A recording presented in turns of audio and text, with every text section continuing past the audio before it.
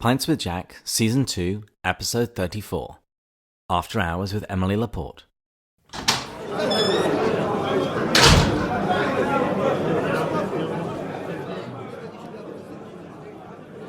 Hello everyone, it's David here. This week we have a recording between Matt and Emily LaPort as they talk about Till We Have Faces, the book which we're going to be studying next season. Enjoy! Friends, hello and welcome to another After Hours session with Pints with Jack. We have just finished up reading The Great Divorce, and we will be beginning our next book, Till We Have Faces. We thought it would be great to start this season with an interview with Emily LaPort. Emily recently finished her thesis, and one of the primary books that she leveraged was C.S. Lewis's Till We Have Faces, which ultimately means she spent many times rereading this thing, digging into it, unpacking it, and we're going to take advantage of this interview to have her help us understand it before we go through it. So I'm excited to not only learn about her journey with C.S. Lewis, but also what she learned from the book, and have her help us to better understand it. So Emily, welcome to Pints with Jack. Thank you. It's great to be here. In a little story of how this came about, it was somewhat feels a bit like divine providence because it was over Christmas break, and I went to, this is actually the first time I'd ever gone to daily mass at St. Francis de Sales. And so I'm there and run into her and her mother. And her mother is close friends with some of my extended family and knows the family well. And was that the first time I've actually ever met you? Yes. Yes. And as usual, somehow C.S. Lewis got brought up really quickly. Yep, as always. Do you remember how it came about? I think we might have been talking about graduation or post-graduation, something having to do with, my mom was introducing me, and this is Emily, and she's senior year at Villanova, and she mentioned my thesis, I think, because she knew your interest in C.S. Lewis, and immediately was like, oh, C.S. Lewis, Until We Have Faces, and all of that. Good, because I couldn't remember it. And I'm like, I hope I didn't just shamelessly bring up the podcast somehow. So I'm glad it was your side that the C.S. Lewis got brought up with. Yeah, no, I think it was my mom. Yeah. And then you just spoke with an extreme amount of enthusiasm about C.S. Lewis and a deep knowledge. And you're talking about all the different books. And so we were just thinking, wow, this would be great to have you come on and to be able to talk about Till We Have Faces. So I'm not only excited because of your enthusiasm and because you have a good understanding of this, but more importantly, you and your entire family are just very incredibly devout and have a really deep relationship with Christ, with our Heavenly Father. And it's not only a part of your life, it's a center of your life. And so it's one thing to have the intellectual side, but obviously you have the very personal relationship with Christ too. And so to be able to bring all of that together in this conversation, so you're not only intellectually talking about C.S. Lewis, but probably, I'm hoping at least, that you'll be able to connect this somewhat to your own spiritual journey or ways that it's impacted you. Yes. Yeah. No, the process of reading Till We Have Faces, honestly, was like, in some parts of it, you see yourself. And I think a lot of times in Lewis, you just see yourself in this book or different parts of your spiritual journey. And I think this book definitely does characterize my spiritual journey a lot and definitely has influenced it. Yeah. How about to get started here, we have you share a bit about your personal journey? So I think I want to say it's really, really started in college, but also in high school. So you mentioned my family. So every night, I have 6 siblings. And every night my family has always said like a decade of the rosary together. And when I was in high school, my dad instituted this like spiritual reading for 15 minutes after a decade of the rosary. And like high school me was like, 15 minutes of spiritual reading. And my dad did this. My dad asked me if I wanted to read this book with him. And I said, yeah. And it was C.S. Lewis's The Four Loves. And it was so good. It was just incredibly good. And it was, Philia and Eros and Agape and Storge. And I remember just thinking like, wow, this man really knows like love, and he just knows a lot about the human experience. And I think that was one of my very first encounters with Lewis. And then in college. I took honors theology 1000 and with a priest, and it was just incredible. We read Mere Christianity, among other books, and that again was like, wow, like this is just so profound. And it really just brought me into the faith and brought me into my own faith.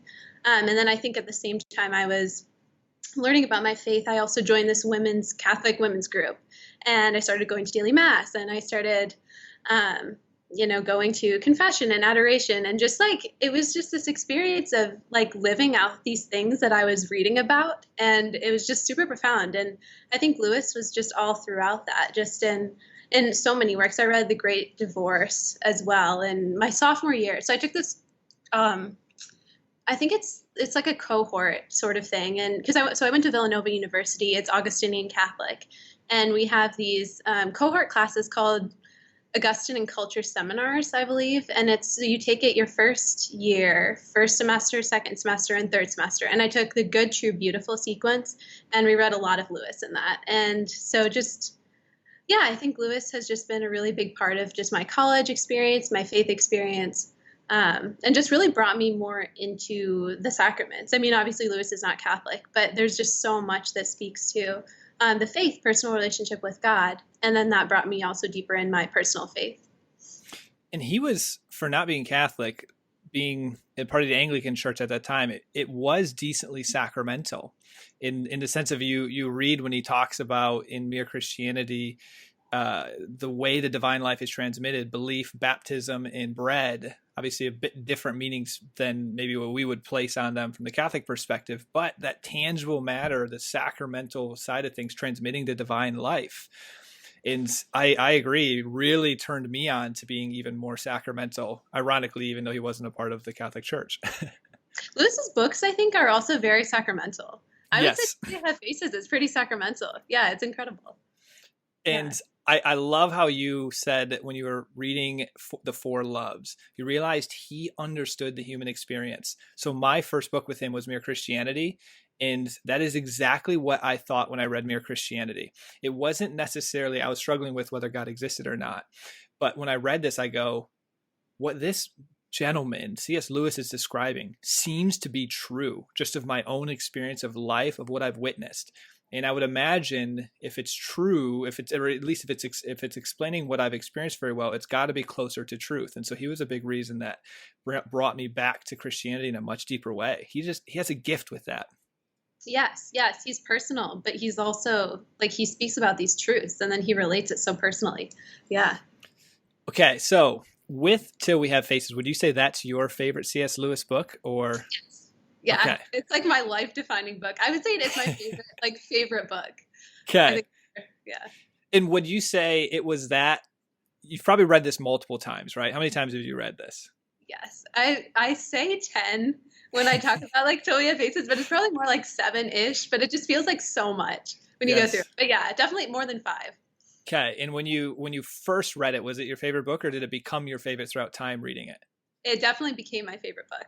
Yeah, the first time I read it, it was confusing, but also I could tell I was reading profound truths, but I didn't know that, you read it and you're just like, wow, I know this means something and it's so powerful, but I don't know what it means. So I need to read this again. And then the more that you read it, the more it makes sense. So I'm on my second reading, and I'm at the point you just described, where I know there's profound truths in here, and I'm really loving this. And I'm seeing how it's connecting to all of his other works really beautifully. But I still haven't unpacked it yet. So hopefully you're going to be able to help with that here today. And then when I read this again, I'll get closer.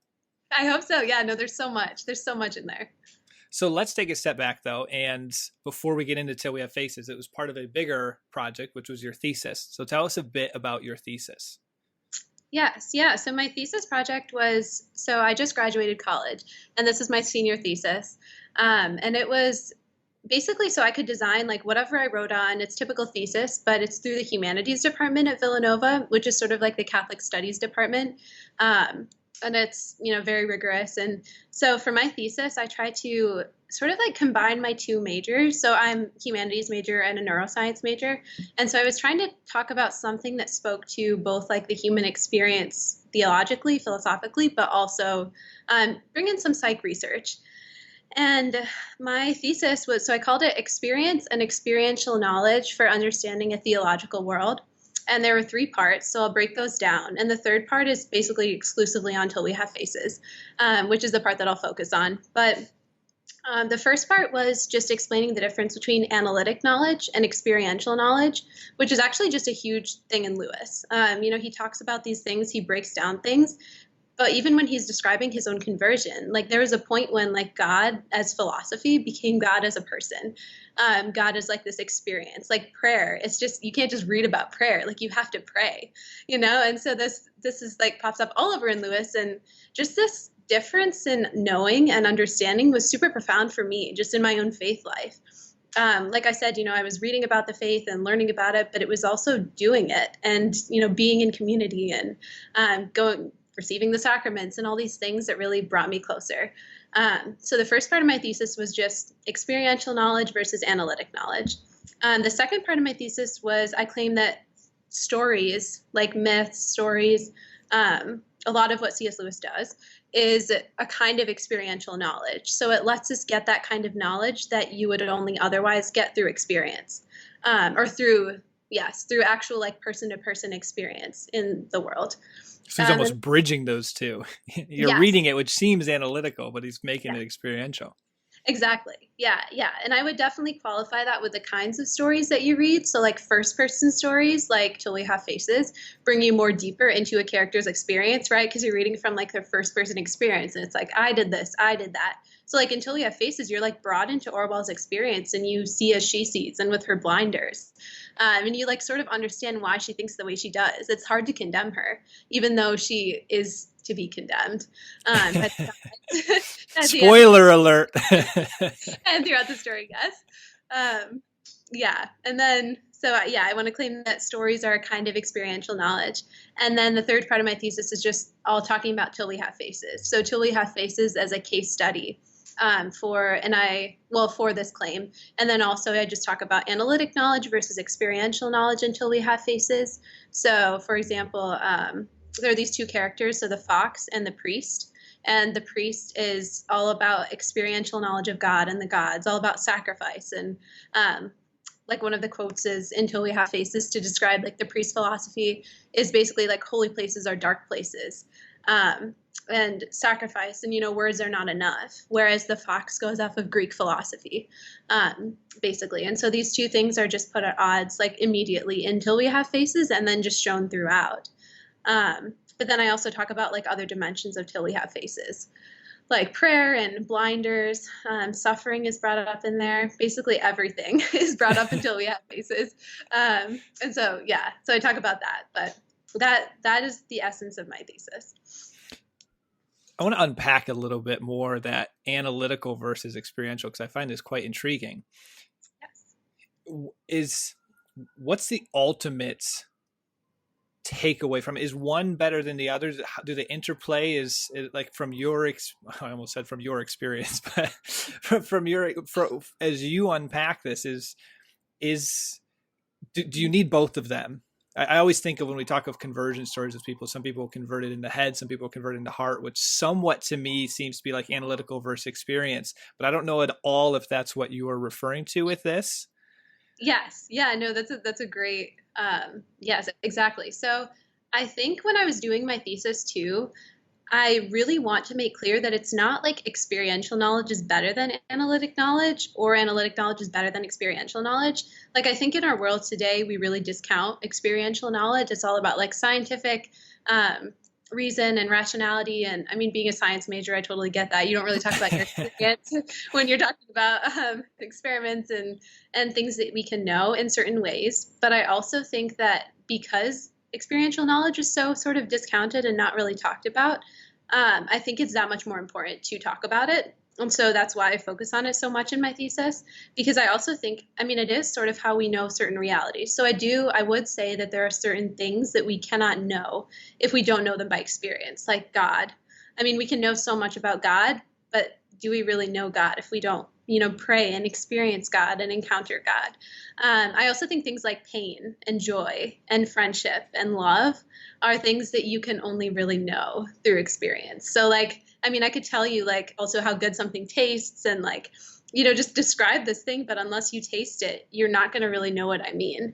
And the same thing is true with pain. Like someone can tell you like, oh, this experience was so painful to me. Or just like, talk about this thing. And then unless you've encountered it yourself, you might encounter this same thing or the same life event later. And then you're like, oh, that's what they meant when they said this is painful. Like it's just this different level of realization. So I think there's definitely the two going on there, almost always in our own experience. But I would say that, I mean, sometimes some are more important. Some kinds of knowing are more important than others in certain contexts. That is very well said, because it makes me think of, in my own journey, the analytical opened the door for me to then be able to experience. Like Yes. I was the individual where I needed to, through studying philosophically, scientifically, from a physics perspective, whether there is a God or not a God, whether Christianity could be true. I didn't need it to be perfectly proven, but enough where I could say, all right, now I'm open to experiencing this. I'm opening to actually engaging in prayer. And you are so correct that when I look, I got to be careful putting probabilities on this, but my faith, it was like the tip of an iceberg, the analytics part, and then the experience is what really took me deep into the faith. Yes, I completely relate to that. And it's like you do have to have, so this is spoiler, like my thesis is basically all about like these different kinds of knowing until we have faces. So like, I mean, I would argue that unless you're open to experience and then have this correct analytic understanding, you can't properly experience, like you can't properly have experiential knowledge. And I think that's very true of my own faith journey too. It's like, unless you really know there's a God and, about this God, how can you experience him properly?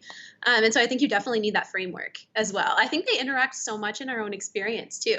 Like you think of like people who've experienced maybe just like horrific things, and it's just like they might think about God as not good, or like they might, take this experience and then think analytic things that might not be true, but are very understandable based on their experience, or vice versa. Like sometimes I think, I mean, not to bash philosophy majors, and say that I am. I mean, my dad is a philosophy professor, so I feel like I should say. But sometimes, I mean, I think sometimes people who go into philosophy, it's like if you get a wrong idea in your head or just bad philosophy, it just changes how you experience the world. It can make you so unhappy, and it just like can be pervasive, and you just can't get it out of your head. And so I think that too, like that analytic knowledge changes then how you experience. That's a very good point. There's like a tug of war going back and forth, but that's a terrible tug of war. But there's a constant interaction going back and forth, because you are correct. The analytic opened my mind and I started experiencing, but then you still need the analytic to help understand what you're experiencing. And I like how you gave examples of where, if you don't know a lot, the experience can really give you a negative view of God, even though there is a positive way of looking at this if you have a better understanding of the analytical framework. And so you constantly have them both going back and forth to help each other. Yes, exactly. Yeah. I love it. Well, that was very helpful. So now let's jump into more of the Till We Have Faces. So before we start unpacking some of the major themes that you've pulled out on this, I'm going to put you in a tough position of attempting to summarize the story so people have a good idea of what, at least in their head, is happening. So then when we talk about, you've already talked about priests and the fox and some of the main characters, they can have a bit of a framework to view that through, or to hear that through. So I think to start out the summary, so there's two main characters. There's many main characters, but the main character who's writing this book, Orwell, and she's writing this book as a complaint against the gods. And she states this in like the first page. It's like, this is my complaint against the gods for my life. My life was, really hard. And she goes on and describes her life. And she has a sister, Psyche, and she and her sister Psyche are daughters of the king in this make-believe land called Gloam. This is a myth. And Psyche is beautiful, like described as like the most beautiful creature that, people have ever seen. And Orwell she's described many times by Lewis as ugly. And that's like a major part of the book. So her identity is basically like told, you are ugly, and that's what she believes. But she loves Psyche. So she loves Psyche. Psyche's beautiful. So I think when the story, Orwell Orwell grows up with Psyche, and she has another sister, Redival, but Redival is not as essential to the story. And then they have this tutor called the Fox, who's a slave of her father. And the Fox is Orwell and Psyche's teacher, and also sort of a father figure. And they spend all their days, Orwell the Fox and Psyche, just like spend a really long time together, a lot of Orwell's life. And then Psyche just, becomes more beautiful, and people start to worship her in Gloam. Like they start to, I think they ask her to heal them. They ask her to, come and comfort them in their sickness. And people start worshiping her like she's a goddess. And the actual goddess, so this is like this sort of pagan like myth with the goddess Ungit. And Ungit is like this huge part of the story. Ungit's a god that all these people worship. And people start worshiping Psyche instead of Ungit. And Psyche is basically hated then by the people because all these things happen to Gloam, like sickness and plague, and people blame Psyche and basically say she has to be sacrificed. She's taking the worship away from Ungit. She's creating basically this identity of a goddess in herself, and this is why all these bad things are happening. This is why people are getting sick, and so the priest basically tells the king Psyche has to be sacrificed, and Orwell is obviously devastated. The Fox is devastated, but Psyche is sacrificed on the mountain to the god. And Orwell believes she's dead. Orwell's heartbroken, and she goes to this mountain and tries to retrieve Psyche's body to give her a proper burial. And she sees Psyche there, and Psyche's alive. And she is described in the book as just like being an extra human almost. It's sort of like she's become immortal, but not really. So she's more beautiful. She's more alive. She's glowing. And, Orwell's obviously shocked to see her. And they talk about like Psyche's experience and what has happened to her. And Psyche basically tells her, this god visits me on the mountain. Like he rescued me from my sacrifice. And basically he comes to me every night. I can't see him, but I know it's a god. And Orwell is just like shocked and stunned. Psyche looks so happy. She looks so alive and well. But Orwell just can't believe Psyche's story. And she says, she basically tries to convince Psyche to leave the mountain, to leave this god. And she sort of she wars between herself and her mind. Like Psyche looks so well, and she, her story is just so convincing. But at the same time, Orwell's like, this can't happen. This has to be some sort of person who's deceiving her, who's taking her as his wife, and he's not good. He's a brute. He's, all these things. And it's sort of her jealousy talking a little bit, but that's also debatable in the story. So she doesn't see this herself. She sees like her love for Psyche is pure, and she's only doing the best for her, when in reality she might not be. And so Orwell basically convinces Psyche to shine a lamp on the god and look at his face when he comes in to visit her at night. And Psyche says, I'm not going to do this. I don't want to do this. He's told me that's not what love is, basically. Like, I love him. He's told me not to do this. And then Orwell threatens Psyche with her own life, basically says, I'm going to kill myself if you don't do this. And, they leave the mountain, they part ways, and then Orwell just waits on the mountain, waits for Psyche to do this at night. And then Psyche does do it. She hears this going on. She hears the voice of the god banishing Psyche. She hears Psyche crying. And then the god appears to Orwell and says, I can't exactly remember what the god says, but he basically tells Orwell, something about you have done this, and you will. He definitely tells Orwell this like prophetic, you also will be Psyche, and he appears to Orwell, and she recognizes his presence, like this is a real god, and I have done something wrong. And then she and Psyche just go their separate ways, and Orwell sort of forgets that this has ever happened. Like, she feels very guilty, but this is when she tries to take on a new identity. So she wears a veil. She sort of becomes this queen of Gloam as she goes back to Gloam, and she sort of tries to just forget about Psyche, forget about her past life and what she's done. And she just throws herself into her work. So working for the kingdom, and she's a really good ruler, but she just like hides from her own identity. And so I think this is when the second part of the book comes in. So this book is split into two parts, and they're very different. But the first part is basically Orwell's life, and then the second part is these visions that she has and these different experiences. So in the second part of the book, which I will summarize in much less detail, You're doing great. Orwell meets Orwell is like on one of these mountain expeditions as the queen, and she comes across this temple, and there's this new goddess there in this temple, and she, is this Ungit? And the person in the temple says, no, this is this new goddess, Istra. And Orwell asks for him to tell her the story of Istra, and he does, and it's basically the same exact story of Psyche and Orwell. So Psyche is Istra, and he talks about the jealousy of Psyche's sister, of Istra's sister, and how she took Istra away from the god, basically, how her jealousy led her blind love. She tried to, basically hurt Istra. And Orwell is hearing all of this and thinking, this is not true. Like, I was deceived by the god. I tried to do the best for Psyche.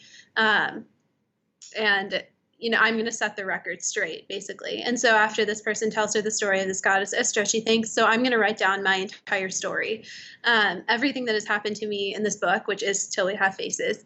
And I'm going to say how the gods deceived me, how I didn't know, how I was only trying to do the best for Psyche. And then the rest of the book is all these visions that she receives from the gods and just her other experiences. But she meets Psyche in these visions. She sees herself in this other sort of life. And she also sees the gods, and she appears before the gods, and they try her basically in a court and show her life and what exactly it was. And it's I think the most profound moments in the book are in this part. But it's also somewhat confusing, but there are it's just a series of visions in which she basically just comes to the answer that, she comes to know, how can we see the gods face to face until we have faces? And then she also comes to see her own blindness and her own distorted love.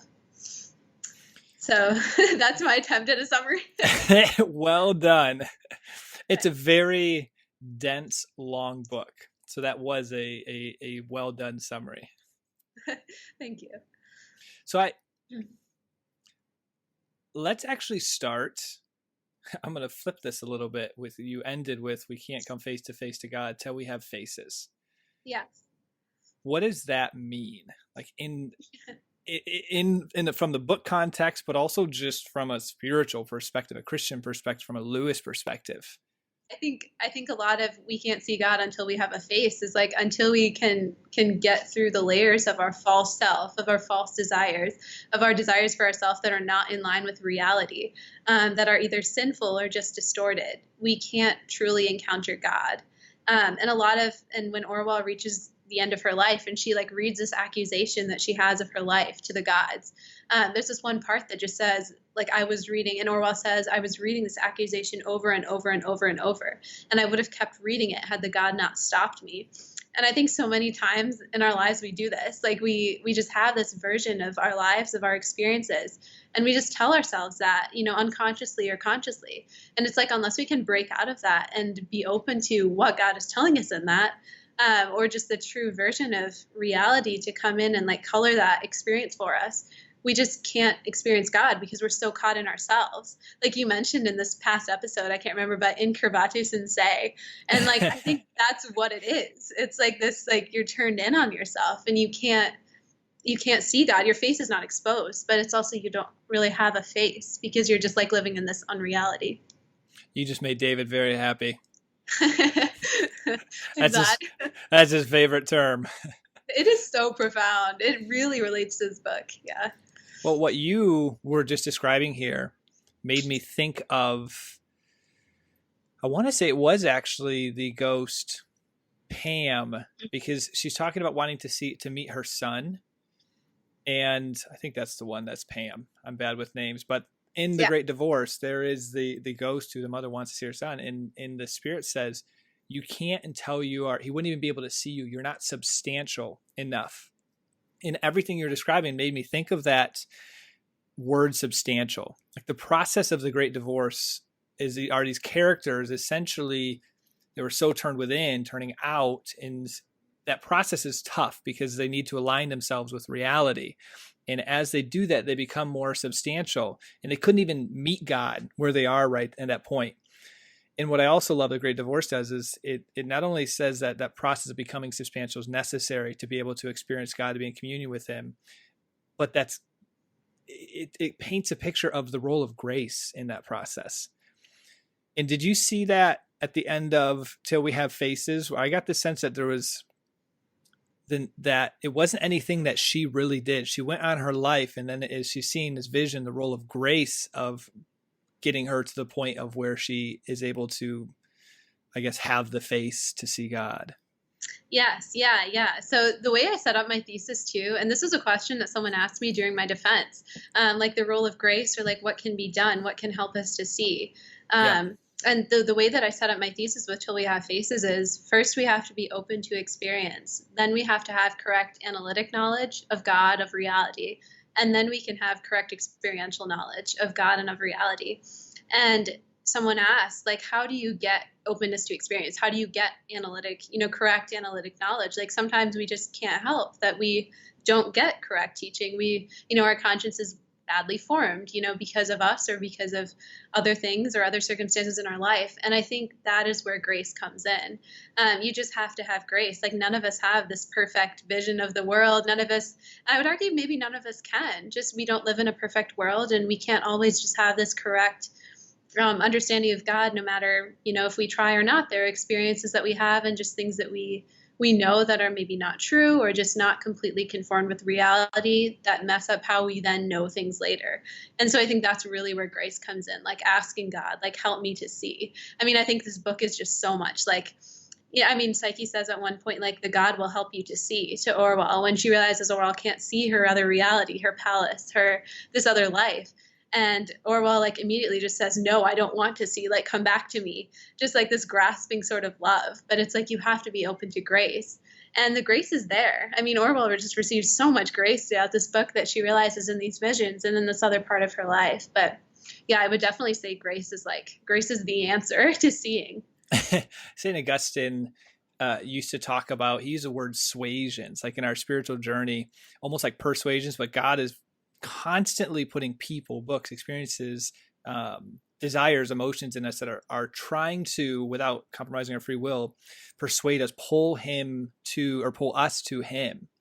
And you read this, and like you said, you can actually see throughout her life all of the different ways that the God was trying to reach her. Yes, that's exactly it. And it's like, our job is to not get focused on the thing, like the actual object, and not let it bring us deeper.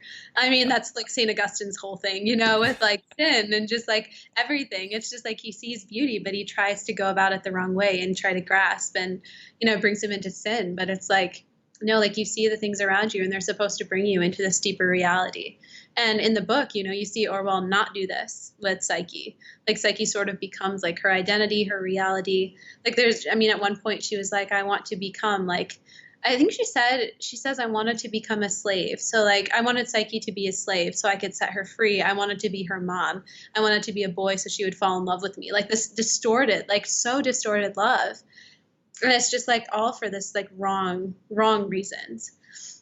Let's go down that path of the role of distorted love in this book, because as you already talked about, the first C.S. Lewis book you read was Four Loves. We see love is a big part of C.S. Lewis's works. And then we also see in The Great Divorce these ideas of distorted loves with Pam. So talk about the differences between Psyche and Orwell. How do you say her name? Orwell? I say Orwell. Yeah. Okay, Orwell. I'm terrible with pronunciation, so I don't ever trust myself. No, you're good. Yeah. So I think distorted love is like pretty much the main theme in this book, because you just see Orwell, and we read with like her experiences, and so we see like, it's easy to see that she loves Psyche. Like, she really does love Psyche, but it's her love, this grasping love, that sort of makes it bad. And you were talking about Pam in The Great Divorce. It's like she almost like wanted to be something for someone that she wasn't supposed to be, or she didn't want them to be happy without her. Or it's just like this, I can't think of like a good personal example of this, but I know I can relate to this in some points. But it's like That's probably you a want good thing that you can't think of a good personal example. convicting, yeah. I have Yeah. this all the time. I actually have lots of examples like Pam. Yeah.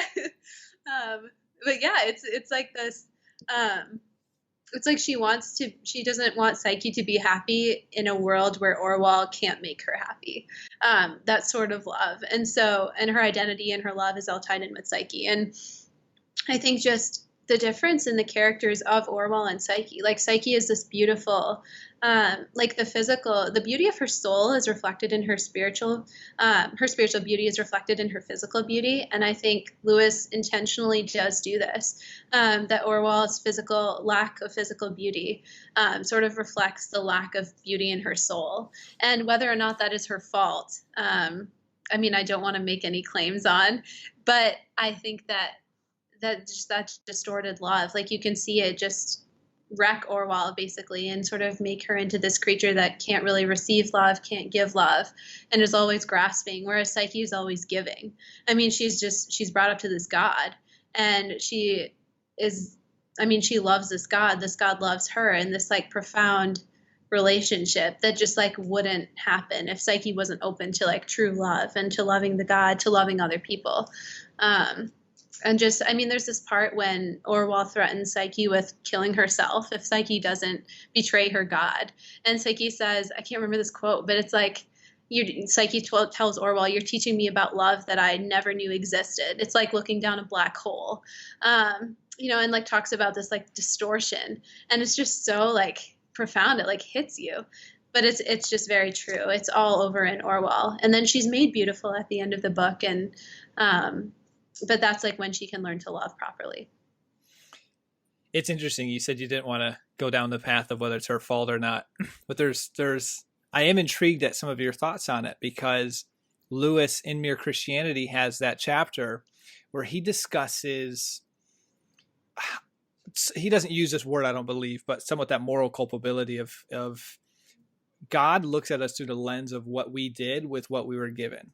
So a lot of people have different experiences. Some people were born into places in geographically in the globe that are much more Christian. So maybe they've gotten closer to learning truth. Some were born into families that teach it very well. Some were born where they never hear Jesus. Some were born into really broken homes that can, as we know psychologically, have a big influence on how you turn out. And he talks about how God looks at what you did given what you were given. And so I'm curious, I was going through this and I almost felt bad for Orwell in the sense of I'm like, wow, I can see how she became this way. And so I'm curious that, like, from your perspective, do you believe Lewis was trying to communicate that you almost sympathize with her, but then at the same time, she still got the same grace to be made beautiful despite this, I guess, what was against her from the beginning? Yes. Yeah. So, I mean, I say that I don't want to make any claims on Orwell because it's hard to read her story because she is described as just like very ugly. Her dad is like very mean to her.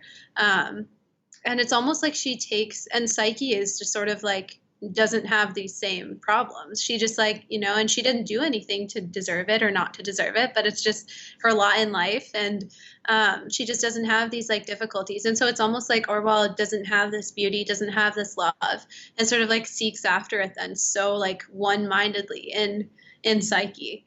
And it's almost like she was set up in her life. And I don't want to think of God as setting people up to, mess up or like have this distorted love. And I don't think that's who God is. But I also do think that just because of, our circumstances in life or whatnot, we can have predispositions or just it's easier for us to fall into these different things. I do think that Orwell is culpable. I don't want to be condemning here, but I understand. You just like read the book and you just sort of feel for her. But there are many points. So like there's this one point when she asked the god to reveal Psyche's palace to her, or she asked the god to like give her an answer. And there's this one scene where like after she visits Psyche, and Psyche tells her about her palace and her god, and Orwell says, I can't see it. I'm just sort of playing along with your reality, but I can't see your reality. And they part ways, and then Psyche asks the god, like, can I see this reality? And then she wakes up, she goes to sleep, she wakes up in the middle of the night, and she sees Psyche's palace across this like stream. And then she like questions herself, and she thinks like, oh, now I've seen this, and like, is this a trick of my eyes? Is this really, am I really seeing the palace? And then she thinks, well, if I see this, then I have to go to Psyche, I have to apologize, Psyche won't be mine. Like, all these things are just in the dialogue of that book. And then the next time she sees, it's gone. And it's almost like she chose what to believe and what to act on. It was almost like this temptation where she could have chosen to see the palace, but she chose not to. And the gods kind of offered that to her. And you sort of see this throughout the book very subtly. It's almost like she's offered this opportunity to look at the world in a certain way, and she always chooses not to.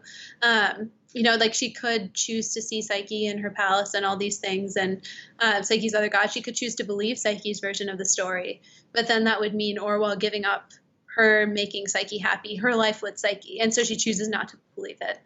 And so I would say that she is culpable, although it's difficult to say that given her life circumstances. Well, and I'm thinking of, as you say that, your thesis, which is why you use this book, is the perfect example. But her analytical framework that was very much taught to her by the Fox growing up seems to be clouding the way that she can even experience the God, saying she can, if she opens herself up, she can experience in that moment what they're trying to communicate with her and see the palace. But her analytical framework is kind of fighting that, because she just can't believe that this is even true. And so you're getting exactly what you were talking about in your thesis of that, how those need to be almost working together, but they're competing at this point. But it seems like the experience might be then chipping away at the analytical, hopefully making her at least second guess it. Yes. And I honestly think it's supposed to. Like, I think that's what our experience of God is supposed to do, is to shatter all these things that we have believed wrongly about God, or believed, rightly, but didn't fully understand. It's like that experience always needs to like shape our analysis, but then we need the correct analysis to understand what we are seeing. And so, yeah, it definitely is like this back and forth, but that's absolutely true in Orwell's case. Yes. So how about any other themes? Like, so we've touched on the theme of, well, we talked about the main theme of the Till We Have Faces. We've talked about the distorted loves. We also talked about a bit of this openness that is necessary to be able to experience God. What else from here are some of the major themes, if any? Yeah, I think one major theme that really stuck out to me was suffering and the idea of offering it up. And I don't know how much I want to get into this because I don't know how much I can actually say about this. But it did really strike me because in Catholic and I think other Christian beliefs, potentially, I'm not exactly sure, but I know like in Catholicism, we have this view of like offering it up. Like people say, unite your suffering to Jesus and to Jesus' sacrifice. And this idea of just basically dealing with suffering is in prayer and through offering it up. And this story really shows in the second part, in this vision that Psyche has, or in that Orwell has of Psyche. And she sees herself and she sees Psyche and she sees their life together. And then she sees two versions of the story. So she sees herself going through all these like tasks and the tasks of her life and all of her suffering. And then she sees Psyche. And then the same like points of Orwell's life, you see Psyche's life sort of overlapping this, and you see the points where Orwell sort of like took this suffering for Psyche, or she like suffered for Psyche in ways that helped Psyche not to suffer. And so just this idea of like very real offering up your suffering for someone, or just offering up these things in your life for someone. And she didn't know while she was going through this, like the impact that it would have on Psyche's life. But I just think it's like very powerful. It's sort of, I think it's Lewis really showing that our lives like really affect each other. Like we can pray, we can offer it up. And I think offering it up is sort of like a strong form of prayer, like it's offering, it's sacrifice, but it is essentially prayer. It's asking God. It's not, I do this one thing and that automatically results in this other person, not having a toothache or something. Like it's so much than that. I think it's so much deeper than that. It really is a form of prayer, but I think this book really shows, like Lewis shows what, because I mean, Orwell went through all the suffering in her life, and she sort of comes to the end and she gets an answer from God, from the presence of God, from God's face. But then you also see her life sort of redeemed and the ways that she like suffered on behalf of Psyche.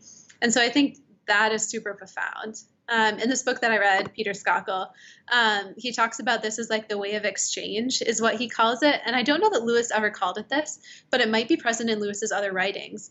But the way of exchange is in like this going through something on behalf of someone else, as like the answer to suffering. I'd imagine he talked a lot about it in his Inklings group, because Charles Williams, one of the lesser known Inklings, wrote a book. And I'm not going to remember what it's called, but I think it was like Substitutionary Love. But it was very much this idea that you were talking about. And so I'd imagine if they were close, they're doing these Inklings and he's writing this book, there's lots of conversations that were happening among them over a few pints. Yes. Yeah. No, that makes sense. I could believe that. So there's probably so much more we could unpack in here.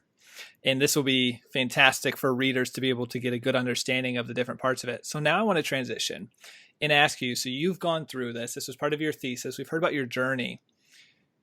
How has this transformed the way you think about your own spiritual journey or your own relationship with God? And if it has? Yes. Yeah, I would say it definitely has. And I think I still don't understand the full impact of what this book has done. It's so profound and I'm so drawn to it and I keep reading it and it's almost like, why do I keep reading this? But it's so captivating. I think one of the major things is, I think whenever we think that we're right in our relationship with God, or we think like, God is unfair or like anything like that, that's just sort of like a cause for pause and to really reflect on like, am I seeing clearly? And I think this book has really shown me that a lot of times we might not be seeing clearly. A lot of times I might be perceiving things in my life or just events in my life that aren't what they really are. And if I was, praying and in a relationship with God, for me going to confession, that like clears your vision and your spiritual vision and also like makes you better able, through grace and all that to change your behavior. But I also do think that this book has really made me think more about seeing clearly and trying to encounter God in the most pure way possible, with a face. And I think that's like the major thing. I think also just this idea of suffering has been like what we do with suffering is just like incredibly beautiful, because just like in the little things in life, but also just in like almost, I feel like in almost any aspect of my life, like, difficult things or just like anything, just the impact that we can have on other people's lives and the people that are close to us that we care about, when we can pray, but we can also offer things up. I think that idea was super beautiful and just something that, I want to do, like more pray for people, offer up things in my life. I think, wow, there's so many things. I think just like the experience of reading this book, and it's just like so beautiful. Like, I think it makes me see God more and understand God more by just like the beauty of the book. Like, it's just so captivating. It takes you in and it's like, wow. I don't know how else to describe it other than that, but yeah, I think there's so many things. It is amazing. Every Lewis book that I have read, there's usually one or two things that really stick with me. And I like that you, with this one, labeled it as it asks you, are you seeing this properly? In what ways are you used the term earlier, false self? In which ways those experiences, your false self, maybe distorting that view? For The Great Divorce, when I left that book, I always ask myself, what things am I holding on to that what part of earth am I not willing to let go that might prevent me from saying yes completely to heaven? Like, that would be my big takeaway from that book. And so I love how Lewis just has those punches from his books. He does. Yes. So with this, what would you say are, out of all the different C.S. Lewis books you've read with Till We Have Faces, how do you say this fits into or relates to some of the other books? Like, what are the main works that this is very similar to, or that themes that Lewis has pulled from? Because David and I are very big in pointing out the different themes from like the Great Divorce to Mere Christianity to what you see in Screwtape Letters. And I'm curious how you see this connecting to his other works. Yes, yeah. So I was going to say Screwtape Letters and The Great Divorce, I think are two big ones. I think Screwtape Letters is in just like the ways that I want to say just like this idea of false love and distorted love. So like the four loves obviously gives this perspective of love and like how love can go wrong. And I think that plays itself out really well in The Great Divorce. I think both of those really play into like when we see distorted love until we have faces. I think another big one that I used in my thesis and understanding this was meditation in a tool shed. And this is from God in the Dock, but it's basically like analytic knowledge versus experiential knowledge. So Lewis calls this like seeing along a beam of light versus looking at a beam of light. And looking at a beam of light would be like analytic knowledge, like looking at this one thing and analyzing it, and looking along a beam of light and seeing other things by it is his sort of like analog of experiential knowledge. So I think that like really plays into this. I would say I'm sure Mere Christianity relates. I can't think of exactly how. Well, Mere Christianity, that's the one where I find with that, that's actually got little pieces of all the other stuff. Like there's not like one takeaway from Mere Christianity. Although, you know what, if I were to say, it would be when I finished Mere Christianity, that whole idea of going from the natural life to the divine life, as we call in the Catholic faith, deification, divinization. And you somewhat see that here of when you described in the very beginning, the mask and becoming more substantial when we can, until we have the right face to be able to see God. That's somewhat that theosis process, that divinization process. Yes. Yeah. No, that's absolutely true. And I think, in the end of Till We Have Faces too, it's like, you too shall be Psyche. That like line again, it's just like it's basically like you too will be a god. You will be a goddess, brought into God, really. So I think that's like a huge theme in here. Oh, you also get, now that you say that, I never thought of it this way, but you got Orwell and you've got Psyche that somewhat had different trajectories on their time on Earth. One was becoming more beautiful. One seemed to be becoming more ugly, potentially. And then obviously was redeemed. But he's big on, in Mere Christianity, heavenly and hellish creatures. So the little actions you make set you on a trajectory of either becoming a heavenly creature or a hellish type creature. And so maybe you somewhat see that in Orwell's life. Yes, exactly. And then the grace is brought in. Yeah. Yes. And then you see really, I think the power of grace too. It's almost like Till We Have Faces is this like, it's like Lewis is so like Mere Christianity, right, is like analytic knowledge, and then the story is like the experience, like you see it played out. It's not just like he tells you, oh, like you will become a hellish creature through these ways. It's like you see how this happens, and like this way that makes it so real to you. It's all it's almost like this book is a case study in itself for Lewis's other works. And you sympathize as she becomes potentially more of a hellish creature. Like I'm reading this thinking, oh, I can see how all of these little steps are leading to how she's becoming. Yes, exactly. Thankfully, grace steps in. Yes. Yeah. I think this is Lewis's big grace work, to be honest. You see it sort of in the other ones, in The Great Divorce, obviously. And in the Chronicles of Narnia, I would say too, but I think mostly you see it like so profoundly in Till We Have Faces. Yes. All right, so getting a bit away from the book and bringing this more to a close here, I always like, whenever I'm chatting with people who are on a spiritual journey and have read so many different books, I'm curious, a non-Lewis book from you that has been very influential in your journey. I feel like I'm almost cheating saying this, but Lord of the Rings was like, because it's like Lewis Tolkien, like so similar. I think Lord of the Rings, though, is like just incredible. So I took this class in college and it was called Lewis, Tolkien, and the Inklings. Like one of the best classes I've ever taken. But we read all of Lord of the Rings. And it was just like I just saw like the beauty in friendship, in the spiritual journey as an adventure. Just like all these different things, like priest, prophet, king, you see that in Tolkien, and it's just beautiful. I would also say, if I can say three, another is Tolkien's The Silmarillion. And I haven't read this book in its entirety. It's like huge. But I would say that the first part of it, it's just like beauty. It's just like one of the best books I've ever written. It's just so beautiful and captivating. And the more you read it, it's just like, wow. And for a more, I would say, philosophical book, I don't know. It's so hard because I feel like a lot of my faith journey has been like, I mean, people have told me things or I've learned things in class, but then it's like I read it in a fiction story and it like comes to life. And that's like what really impacts me. I would say St. Augustine's Confessions. So every student at Villanova has to read St. Augustine's Confessions in one of our freshman Augustine culture seminar classes, and at least the first 9 books.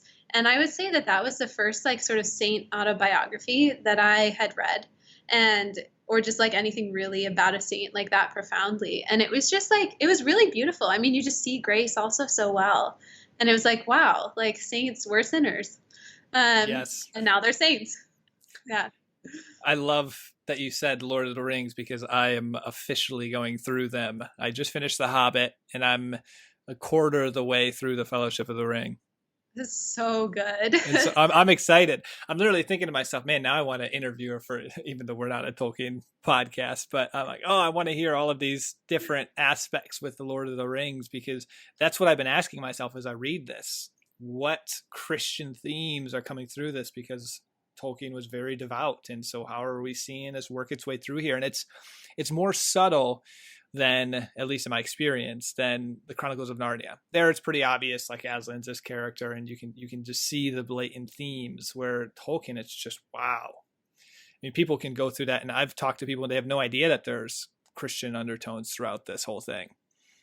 Yes. Yeah. It's crazy how popular these books are too. Like, I mean, Lewis is really Yes. popular too, but Tolkien, like the Lord of the Rings movies is just like, they're incredible. And they're incredible with like people who are Catholic and Christian and who are not.